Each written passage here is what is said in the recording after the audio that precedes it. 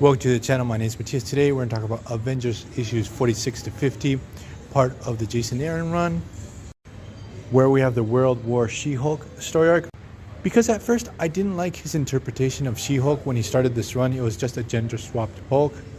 But the way she evolved as the series went on was pretty fascinating. I like what he did with it. Now we have the story where she gets the spotlight. That the basic premise to it is that the Red Guard want to hunt her down. They want her to pay for her crimes because in the previous story arc, when she was possessed by the Phoenix Force battling against Namor, they basically leveled the Red Square. Also, the Red Guard in this series have been a serious thorn in the side of the Avengers, and they've been working in collaboration with Dracula.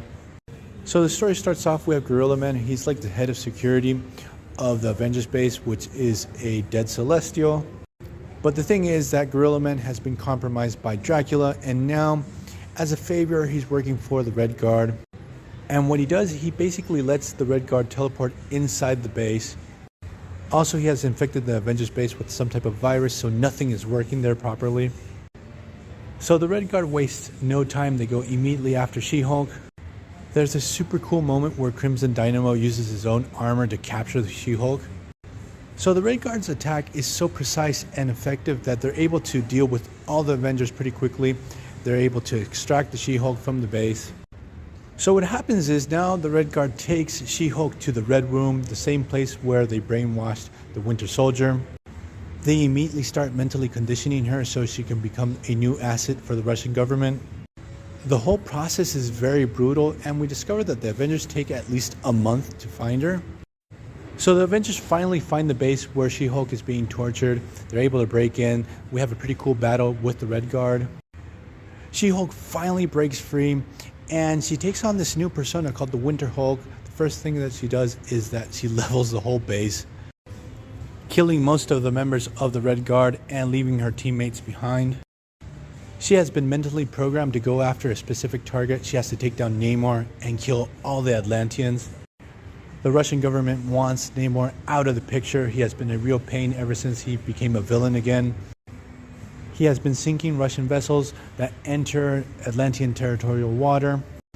And also, as I mentioned previously, he had a role in the destruction of the Red Square. So while Winter Hulk is on her way to Atlantis, Namor is dealing with the revolt because ever since the series started and Namor became a villain again, basically every single decision that he's taken during this time has caused great harm to his people, and they don't want him as king anymore. It's pretty hilarious when Winter Hulk arrives and starts fighting against Namor. The Atlanteans get really pissed off because they can't take him out themselves. While this is going down, this is just a distraction because Red Widow is actually taking a gamma bomb down to Atlantis. The basic idea is to wipe Atlantis off the face of the earth.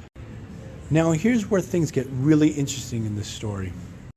She-Hulk seemingly breaks out of her mind control state, stops the battle with Namor, and we get the big reveal that Black Panther and She-Hulk planned this all along.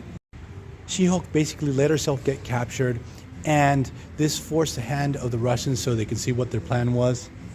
And the really interesting thing is that Black Panther nor She-Hulk ran this by the rest of the Avengers. No one knew. Now during this time, She-Hulk's mind was totally fractured, and this helped her not fall under the total control of the Russians. So after disengaging with Namor, she goes after Red Widow, trying to stop the explosion of the gamma bomb.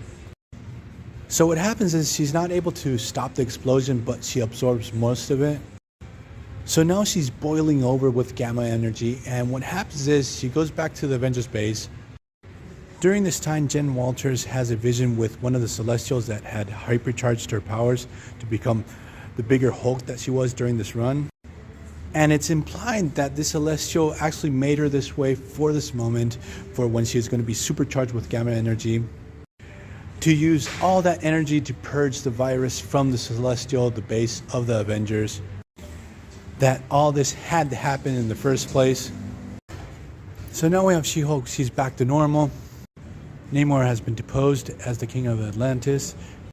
Later we discovered that the Red Widow has been rescued by the Squadron Supreme, who have been working with Mephisto this whole time.